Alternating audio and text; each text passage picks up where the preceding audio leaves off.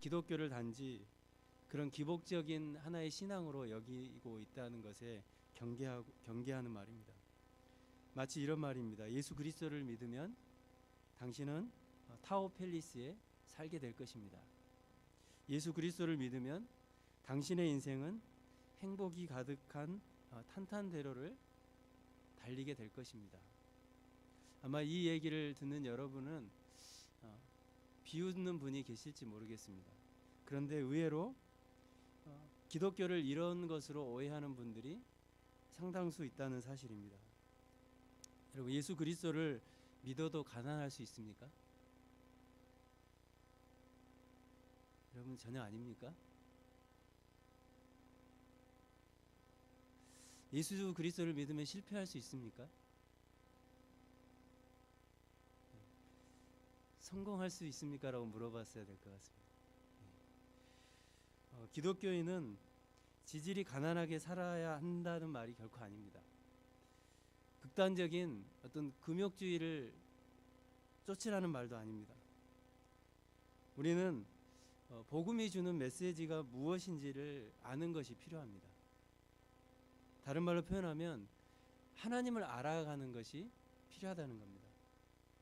그리고 하나님의 말씀, 과연 그 말씀이 우리에게 무엇을 요구하시는지, 그 말씀이 우리에게 어떠한 삶을 살라고 하는지를 아는 것이 중요하다는 겁니다.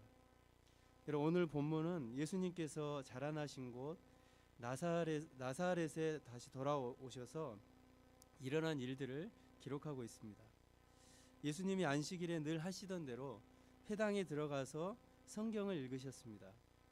17절에 보면 선지자 이사야의 글이라고 표현이 되어 있는데 이사야서 61장의 그 말씀을 읽으셨습니다. 이사야가 예언한 대로 그 예언이 오늘 너희 귀에 그대로 응했다. 그리고 이 예언이 나를 위한 것이고 하나님이 약속한 것을 오늘 나로 말미암아 성취되었다라고 예수님이 말씀합니다. 여러분, 여기서 회당이라고 하는 것은 이스라엘 백성들이 애굽에서 나와서 약속의 땅에 들어와서 성전을 짓게 된 게 언제냐면 솔로몬 때에 가서야 성전을 짓게 됩니다.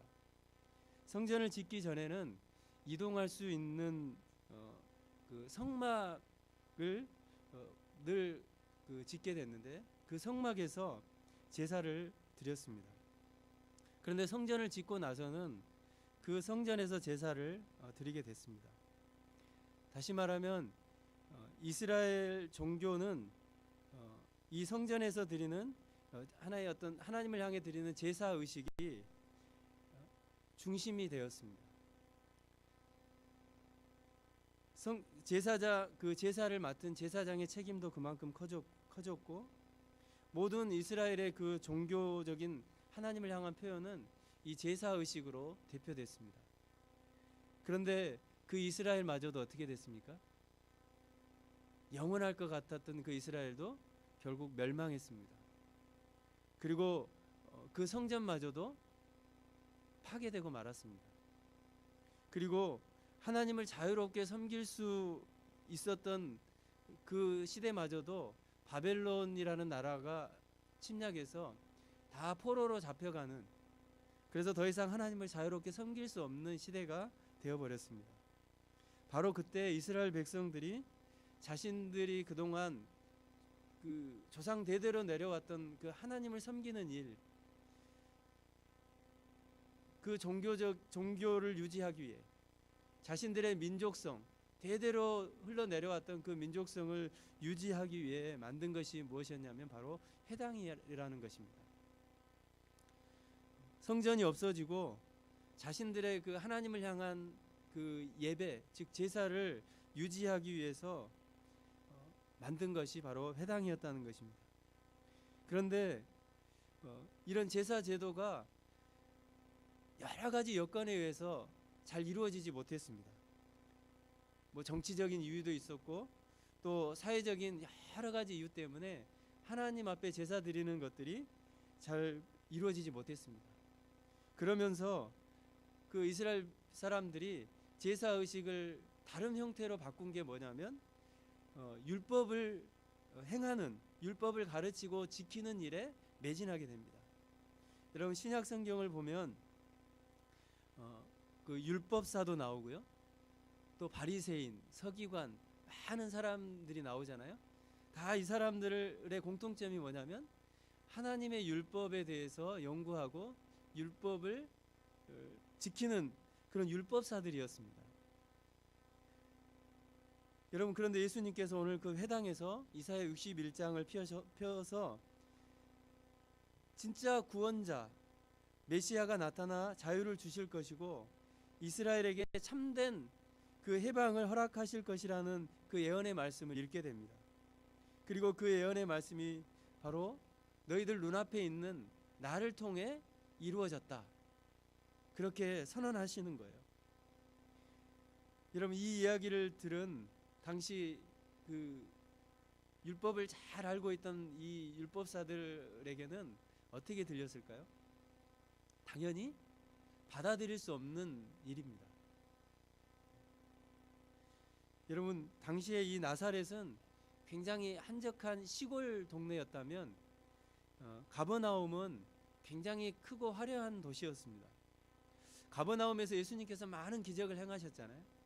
그리고 나서 이 나사렛이라는 곳으로 오셨는데 가버나움에서 많은 기적을 행한 것이 온 이스라엘 그 지역에 다 소문이 퍼졌습니다. 그래서 사람들의 기대 속에는 그 가버나움에서 많은 기적을 행한 그 예수라는 사람이 도대체 누군가? 그 예수라는 사람이 정말 우리를 다 해방시켜주고 우리의 모든 연약함을 다 풀어주고 해방시켜줄 그런 사람이 아닌가라는 그런 기대가 굉장히 컸습니다. 그들은 우리 민족의 그 어려움들을 해방시켜줄 사람으로 기대했던 거예요. 자신들의 그 소원을 단번에 해결해 줄 사람이 그 예수라는 사람이라는 거 생각하고 굉장한 기대가 있었습니다. 그런데 오늘 예수님께서 그렇게 생각했던 많은 사람들의 기대와는 다르게 찬물을 끼얹는 말씀을 하십니다. 여러분 23절에 보면 예수님이 이런 말씀을 하시죠. 너희가 반드시 의사야 너 자신을 고치라는 속담을 인용하여 내게 말하기를 우리가 들은 바 가버나움에서 행한 일을 내 고향에서도 행하라 하리라. 그러면서 선지자가 고향에서 환영받는 자가 없느니라. 24절에 이렇게 말씀합니다. 사람들은 예수님이 분명히 자신들의 모든 필요, 정치적인 필요와 자신들의 지금 현재 어떤 당하고 있는 환란이나 어떤 경제적인 문제나 자신들의 지금 모든 육체적인 필요들을 단번에 해결해 줄 그런 인물로 생각했습니다. 그런데 예수님께서 뭐라고 말씀합니까? 선지자가 고향에서 환영을 받는 자가 없다. 그런 말로 그들의 기대와는 전혀 다른 말로 찬물을 끼얹는 말을 하고 계시는 거예요. 여러분 앞에서도 말씀드렸지만 제사 의식을 행했던 그런 성전 시대에는 제사장과 또 제사 제도에 의해서 이스라엘의 신앙이 잘 유지됐습니다. 그런데 그런 신앙이 오래 갔습니까? 여러분이 구약 성경을 아마 한 번쯤은 들어보셨고 또 읽어보셨을 거예요. 그런 하나님 앞에 온전한 제사의 모습이 여러분 끝까지 잘 유지됐습니까? 유지되지 못했잖아요. 결국 그 제사마저도 타락하고 또 부패하게 되고 심지어 그곳에서 그 하나님을 섬기는 제사장들마저 타락하게 되지 않습니까? 뿐만 아니라 그 산당들을 교묘하게 짓고 그것이 자신들을 이끌어줄 신이라고 섬기면서 우상들을 섬기게 되지 않습니까? 그리고 더 가서는 기존에 하나님 앞에 온전한 제사를 드렸던 많은 그 조상들의 그 섬김의 모습을 다 뒤로 하고 제사만 드리면 마치 그 형식적인 어떤 행위만을 하면 마치 하나님이 기뻐하실 거라고 생각하는 그런 형식만 남게 되는 이스라엘이 되어버리고 말았다는 겁니다. 그래서 하나님께서 누구를 보내시죠? 구약에 보면 그런 것을 책망하고 또 그들의 잘못을 깨닫게 하기 위해서 누구를 보내시죠? 많은 선지자들을 보내시잖아요. 이스라엘 역사의 그 후반에 보면 많은 선지자들을 보내서 그들이 얼마나 부패하고 너희들의 그 하나님 앞에서의 모습이 얼마나 타락했는지를 선지자들을 통해서 꾸짖기 시작합니다. 너희가 그 하나님 앞에서 행하는 그 습관적이고 그 가식적인 그 모습들이 얼마나 하나님이 보시기에 옳지 못하는가를 선지자들을 통해서 그렇게 책망하기 시작합니다. 바로 그것이 뭐냐면 그렇게 외치니까 어떻게 돼요? 선지자들이 그렇게 외치고 다니니까 선지자들이 환영을 받겠습니까, 여러분? 그렇게 외치고 다니는 선지자들이 환영을 받지 못하는 거예요. 바른 말을 하는 선지자들이 환영을 받지 못하는 시대가 되어버렸어요. 그래서 선지자들을 책망하고 선지자들을 때리고 선지자들을 내쫓고 그렇게 바른 말을 하는 선지자가 드문 시대가 되어버렸습니다. 그런데 예수님께서 그런 그 선지자들을 받아들이지 못하고 선지자들을 배척했던 그 시대를 빗대어서 예수님 말씀하시는 거예요. 너희들이 기대했던 좋은 말 들려주기를 원했던 너희가 원했던 말, 너희가 지금 듣고 싶은 말, 너희가 그 원하던 그 메시아, 너희가 원하던 그 정치적인 해방을 주고 너희가 원하는 그 경제적인 어떤 필요를 단지 채워주는 그런 사람을 원했다면 너희의 기대와는 전혀 다른 그런 말씀을 하시는 거예요. 나는 너희가 기대하는 그런 예수가 아니다는 거예요. 예수님은 사람들이 기대하는 모습과는 전혀 다르다는 것 사실을 지금 그렇게 기대하고 있는 이스라엘 사람들에게 말씀하고 있는 겁니다. 너희의 기대하는 그 메시아의 사역과는 나는 너무 다르다. 그리고 내가 주려고 하는 그 구원은 너희가 기대하는 것과는 차원이 다른 것이라고 말씀하고 있는 것입니다. 여러분, 예수님은 이스라엘이라는 그 한 민족 그리고 한 국가를 어떤 어려움 가운데 건져내기 위한 정치적인 그 메시아로 오신 것이 아니었어요. 그런데 사람들은 어떻게 오해했습니까? 그분이 당장에 우리의 모든 정치적인 그 필요들을 채워서 우리를 해방시켜 줄 것이다. 우리의 모든 지금 눈앞에 당하고 있는 그 육신의 모든 어려움들을 해방시켜 줄 그런 사람으로 생각했던 겁니다. 지금 여러분 이 누가복음이 사실 누가복음 1장 3절에 보면 누가가 누구에게 쓰고 있냐면 데오빌로라는 그 데오빌로 각하에게 쓰고 있는 거예요. 당시 데오빌로는 로마 사람이지 않습니까? 그리고 로마의 최고의 지배 계층이고 최고의 관리고 그리고 그는 모든 것을 다 얻은 사람이에요. 그런데 예수님은 그 데오빌로 각하와는 다르게 이스라엘의 그 정치적 사회적인 문제를 해방하러 온 사람이 아니라 이스라엘의 문제만 해방하러 오신 분이 아니라 모든 인류를 위해 오신 분이라고 말씀하시는 거예요. 모든 인류의 죄의 문제를 해결하기 위해서 오신 분이 바로 나다라는 것을 말씀하고 있는 겁니다. 예수님께서 모든 인류의 죄를 해결하기 위해서 오신 분이라는 사실을 다시 한번 말씀하고 있는 겁니다. 그러니까 지금 사람들이 원하는, 사람들이 요구하는 그런 모습의 그 예수가 아니라는 거예요. 여러분 로마서 6장 6절부터 11절에 보면 그 예수님이 우리를 위해서 하신 일이 무엇인가가 아주 잘 나타나 있습니다. 우리 로마서 6장 말씀 함께 읽어볼까요? 우리가 알거니와 우리의 옛사람이 예수와 함께 십자가에 못 박힌 것은 죄의 몸이 죽어 다시는 우리가 죄에게 종노릇하지 아니하려 함이니 이는 죽은 자가 죄에서 벗어나 의롭다 하심을 얻었음이라. 만일 우리가 그리스도와 함께 죽었으면 또한 그와 함께 살 줄을 믿노니 이는 그리스도께서 죽은 자 가운데서 살아나셨음에 다시 죽지 아니하시고 사망이 그를 주장하지 못할 줄을 알미로라.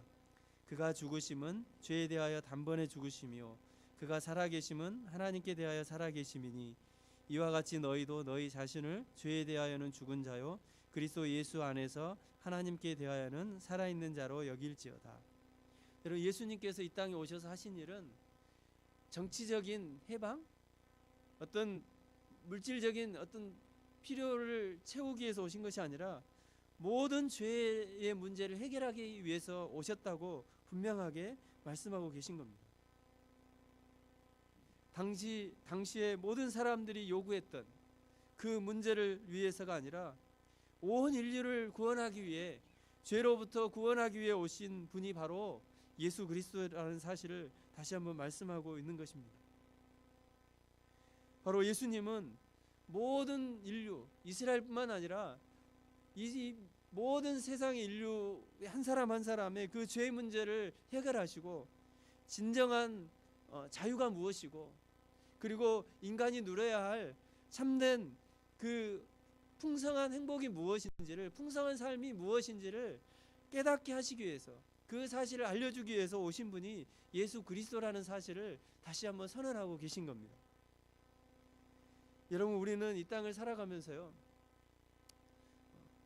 부유하기를 원합니다. 누구나 부유하기를 원해요. 여러분, 그렇지 않습니까? 여러분, 일부러 가난하게 되기를 원하시는 분이 계세요? 한 분도 대답하신 분이 없으시잖아요. 다 부유하기를 원합니다. 또 그렇게 살아가야 합니다. 국가도 마찬가지예요. 다 부유한 나라가 되기를 원해요. 세계 인류가 되기를 원하고, 그런데 문제는 그런 부유함을 통해서 무엇을 나타내려고 하냐면 우리 자신의 그 부유함을 그것을 통해서 드러내려고 하는데 문제가 있다는 거예요. 부유함 자체가 뭐 죄악이 되거나 부유함 자체가 나쁜 것이 결코 아닙니다. 여러분, 많은 부를 가졌다고 그게 죄입니까? 그게 죄가 아니지 않습니까? 여러분이 열심히 일을 하는 이유가 뭡니까? 오늘 예배에 나오시기 전까지 치열한 그 삶의 현장에서 살다 오시지 않았어요? 왜 그러셨죠? 여러분의 필요한 물질을 여러분 채우기 위해서 또 열심히 살지 않으셨습니까? 그런 삶이 죄가 되는 것이 아닙니다.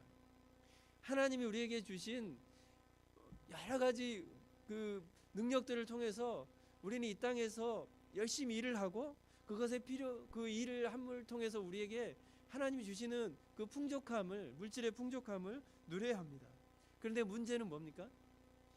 그 눈에 보이는 그것을 통해서 우리의 부요함을 드러내려고 하는, 우리의 강함을 드러내려고 하는 것에 문제가 생기기 시작하는 거예요. 그것을 가지면 나는 강한 사람이야, 그것만 있으면 나는 풍성한 사람이야 라고 하는데 문제가 있는 것입니다. 바로 예수님과 유대인들 간의 갈등의 문제는 어디에 있습니까? 바로 여기에서 시작되는 거예요. 예수님이 왜 오셨는지, 예수님이 누구신지에 대해서 유대인들이 오해하는 데서 생긴 갈등인 겁니다. 마치 기독교를 동원해서 그런 자신의 이 세상의 만족을 얻으려고 하는, 그리고 이 세상의 어떤 부를 채워보려고 하는, 자신의 어떤 정치적인 지위를 유지하려고 하는 그런 것과 똑같은 것입니다. 그런데 여러분, 예수 그리스도로 말미암아 우리는 가졌든 또 갖지 못했든, 내가 많이 배웠든 많이 배우지 못했든, 내가 세상에서 높은 지위를 가졌든 아니 내가 세상에서 높은 지위를 갖지 못했든 간에 우리의 필요는 누구에 의해서 채워질 수 있습니까? 여러분은 어떻게 고백하시겠습니까? 예수 그리스도로 채워질 수 있는 것입니다. 우리의 모든 그 인생의 연약함과 우리의 내면의 그 연약함과 부족함은 예수 그리스도로만 채워질 수 있다는 것입니다. 여러분, 요즘 다시 고린도전서 말씀을 그 날마다 솟는 샘물을 묵상하지 않습니까? 그런데 고린도전서를 시작하면서요, 고린도 교회에 심각한 문제가 나오기 시작합니다. 어떤 문제입니까? 아마 큐티를 하신 분들은 아실 거예요. 고린도 교회에 그 분쟁이 나오잖아요. 분쟁. 나는 바울파다, 아볼로파다, 나는 뭐 게바파다, 그리스도파다. 교회 안에 여러 파들이 생기면서 분쟁이 일어나기 시작합니다. 여러분, 그런 고린도 교회 분쟁의 이런 직접적인 원인은 어디에 있습니까? 복음을 잘못 이해하는 데 있는 거예요. 그들이 복음을 들었지만, 그들이 예수 그리스도를 알았지만, 예수 그리스도가 어떤 분인지를 들었지만 그분이 진짜 누군지를 모르는 거예요.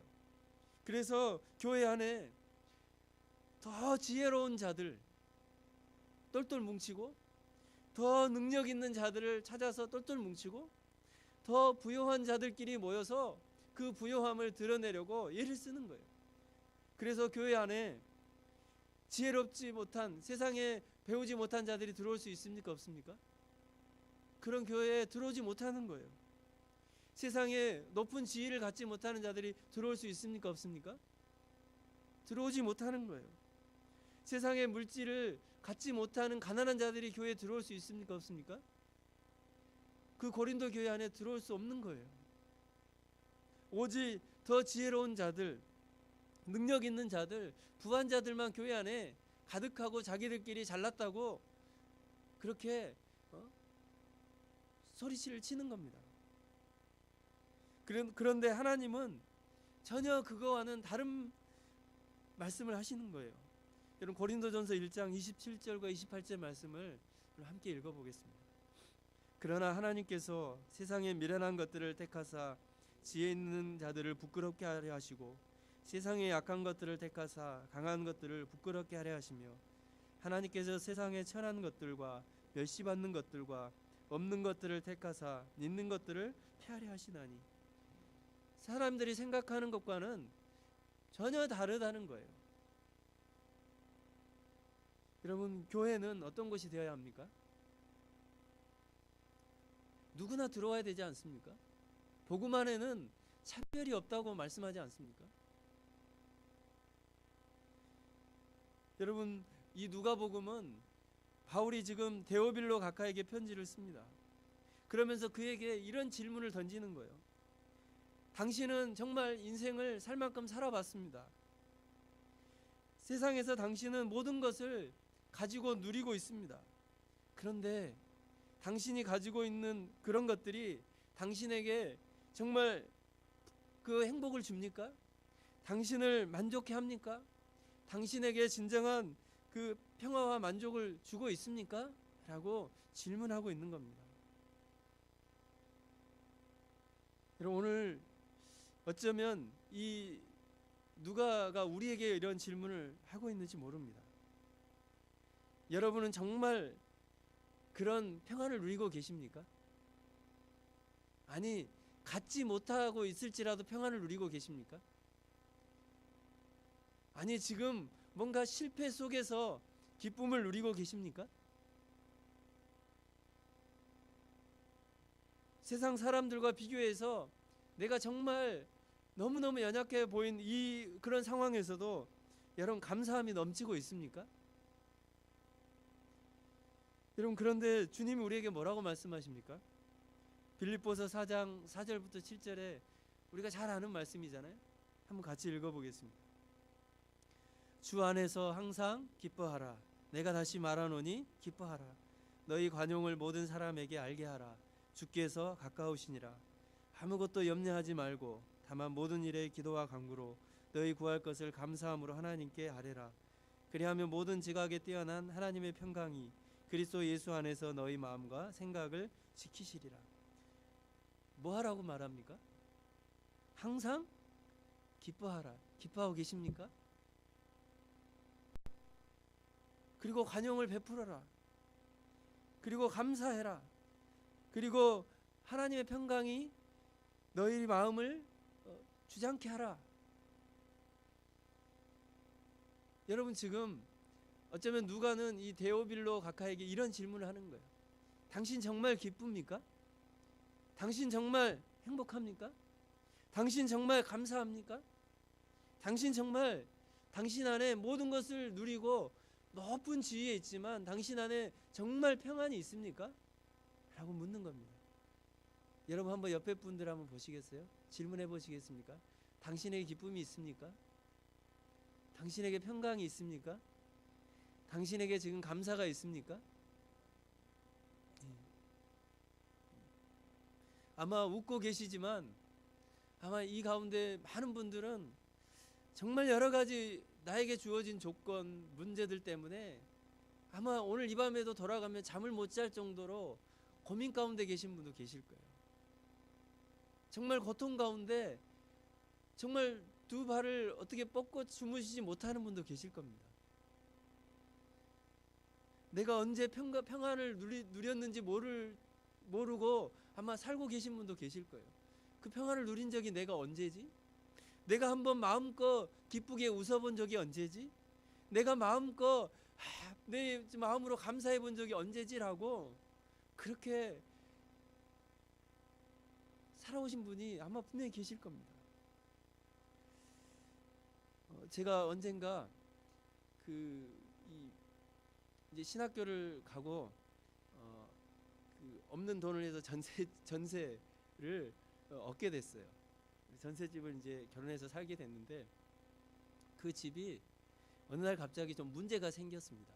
갑자기 그 주인에게 문제가 생겨가지고 그 집이 뭐 아무튼 다른 사람에게 넘어가고 은행에 넘어가고 뭐 이러면서 그나마 가지고 있던 조금 있던 그것마저 없어질 위기의 그 상황이 됐어요. 그런 상황이 됐는데요. 밤에 잠이 안 오는 거예요. 잠이 안 오고 한숨이 나오고 내가 하나님을 믿고 있는데 막 뭐 불안하고 잠이 안 오는 거 어쩔 수 없더라고요. 한숨밖에 안 나오는 거예요. 그런데 참 하나님의 은혜로 그 문제가 잘 해결이 됐는데요. 그 당시에는 정말 죽을 것만큼 그게 저에게는 너무너무 힘든 거예요. 왜냐하면 당장 갈 곳이 없어질 위기잖아요. 도대체 결혼도 했고 애도 있고 그런데 이거 갈 곳은 정해져 있지 않고 이런 상황에 내가 어디로 가지라고 생각하니까 되게 막막하더라고요. 그런데 그런 문제를 겪고 나서 아주 좀 작은 일이었지만 우리 성도님들을 이렇게 대하면서요, 그 사업을 하시는 분들을 생각해 봤어요.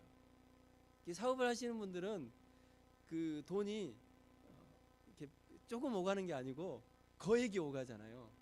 뭐 억 소리 날 정도로 그런 많은 돈이 오가잖아요. 그 한순간에 그런 그 어려움을 처한 분들이 생각이 나더라고요. 야, 정말 그 뉴스에나 듣는 그런 그 극단적인 이 삶을 살 수도 있겠구나, 사람이. 진짜 그런 생각이 들더라고요. 그런데 주님이 그렇게 말씀하시는 거예요. 뭐 기뻐하라? 감사하라? 평안해라.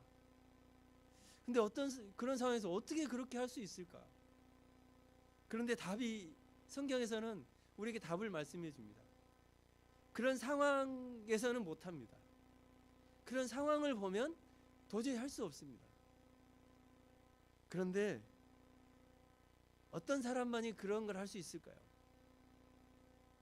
어떤 사람만이 진짜 기뻐하고 진짜 감사하고 진짜 평안을 누릴 수 있을까요?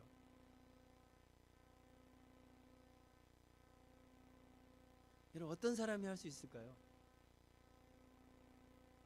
잘생긴 사람이? 어떤 사람이 할 수 있을까요?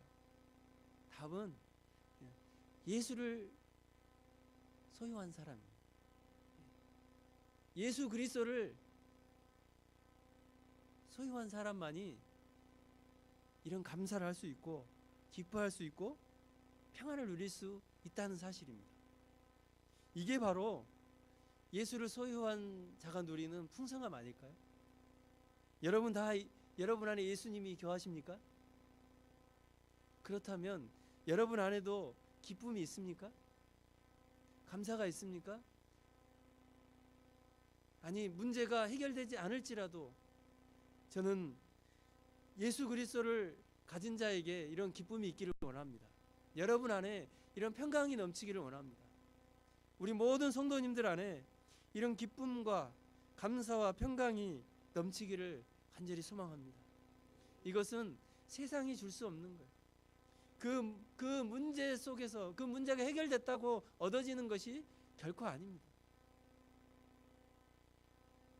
여러분, 그런데 세상은 끊임없이 우리에게 여러 가지를 도전하지 않습니까? 끊임없이 우리의 신앙에 진정한 어떤 그 힘을 놓치게 만들어요. 우리가 왜냐하면 현실 앞에 살아가고 있기 때문에 어쩔 수 없어요. 그래서 그 현실 앞에서 뭐라고 우리에게 자꾸 외치냐면 더 많이 세상의 것으로 채워라. 더 많이 세상의 것을 가져라. 그리고 세상의 것을 가진 만큼 세상에서 더 비정하게 살아라고 우리에게 끊임없이 외칩니다. 우리에게 그런 도전을 해요. 더 성공하고 더 가지고 더 능력이 있으라고 말합니다. 그리고 우리는 그렇게 하나님 앞에 기도하라고 또 해요. 하나님, 그거 내가 더 가지고 더 풍성해지면 세상에서 한번 큰 소리 칠 수 있지 않나요? 그런데 하나님께서 그의 아들 예수 그리스도를 이 땅에 보내신 이유가 뭡니까? 그렇게 세상의 것을 가지고 큰 소리 치라고 예수님 보내신 것이 아니라는 거예요. 이미 예수님을 보내신 것은 그 예수님을 가진 자들에게 말할 수 없는, 세상이 줄 수 없는 풍성함이 무엇인지를 보여주시기 위해서입니다. 그리고 이미 그 풍성함을 우리에게 주신 거예요. 여러분, 그 풍성함을 누리고 계십니까? 여러분 안에 세상이 줄 수 없는 그 풍성함이 있습니까? 확신하십니까?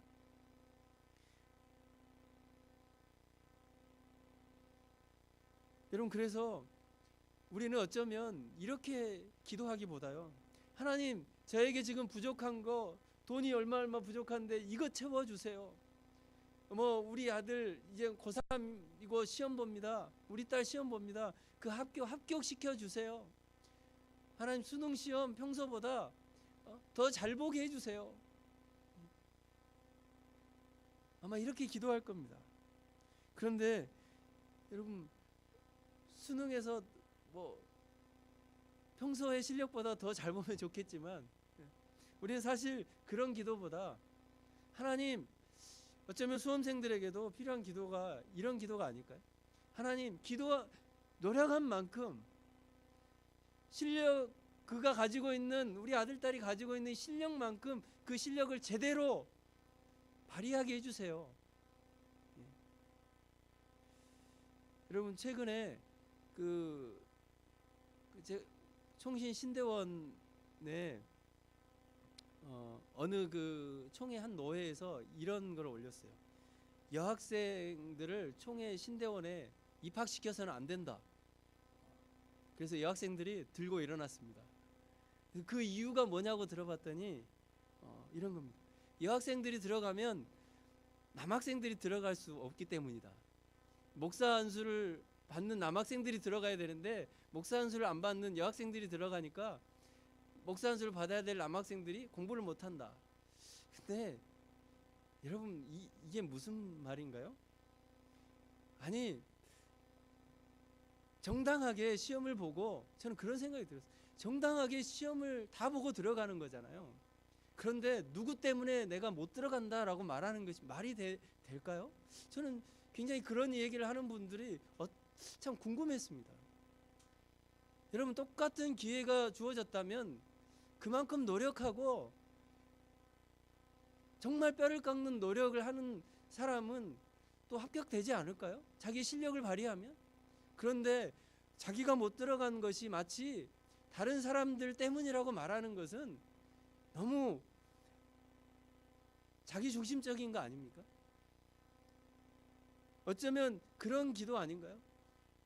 하나님, 제 실력은 이건데 그 실력 이상의 시험 볼 때 막 찍어서라도 되게 해주세요, 이런 거 아니에요? 과연 우리 주님이 그런 걸 원하실까요? 세상에서 우리가 그렇게 살아가기를 원하실까요? 예수님이 그걸 위해서 오셨을까요? 우리는 예수님이 이 땅에 오신 이유를 분명히 깨달아야 합니다. 예수님은 그런 우리의 어떤 보이는 것을 채우기 위해 오시는 그것만을 위해서 오신 분이 아니라는 겁니다. 여러분, 우리도 얼마든지 고통을 당할 수 있고 어려움을 당할 수 있습니다. 우리는 현실을 도피하는 사람들도 아니고 그저 꿈을 꾸고 있는 사람도 아니에요. 우리는 현실 속에서 살아가는 사람입니다. 그렇기 때문에 우리에게는 끊임없는 그런 삶의 도전들이 있어요. 그렇게 하면 좀 더 쉽고, 그렇게 하면 얼마든지 편하고. 그런데 예수님을 소유한 사람들은 그렇게 살아서는 안 되는 겁니다.